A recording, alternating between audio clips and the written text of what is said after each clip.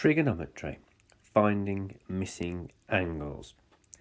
Here we have the unknown angle theta in our right angle triangle, and the three sides are as follows: H, the hypotenuse, the longest side; O, the opposite side, which is opposite angle theta; and A, the adjacent side, which is next to angle theta.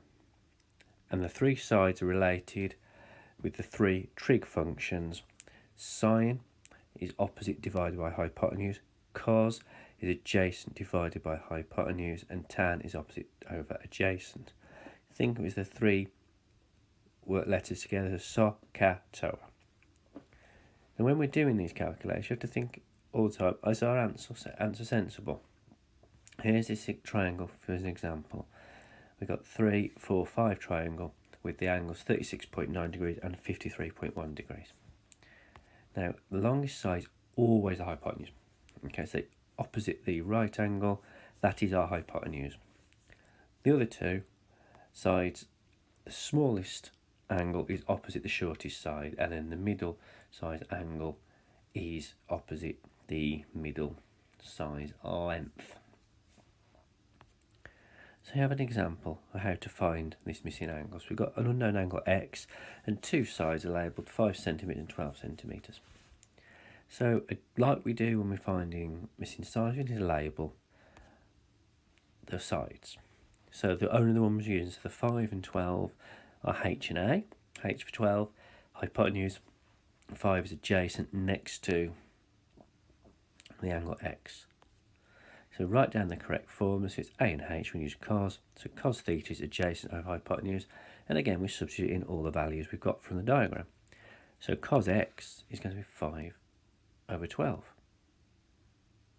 Now to work out what this angle x is, on your calculator there is an inverse trig function, which is usually above the cos button or the sine button, the tan button, whichever one you're using. And you just have to press shift or second function.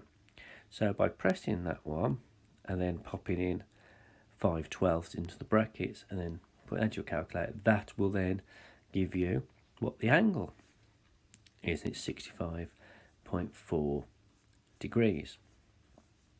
Okay, is that sensible?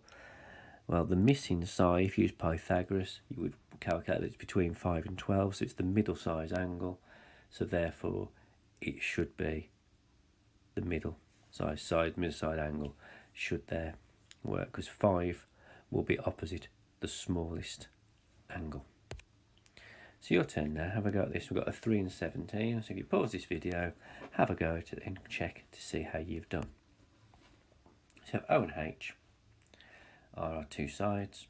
So this time we're using sine, it was opposite over hypotenuse. So put our values in, it's sine x is 3/17. Again, if we use Pythagoras to work out the length of the missing side, we find that 3 inches would indeed be the shortest side, so our value x should be the smallest angle.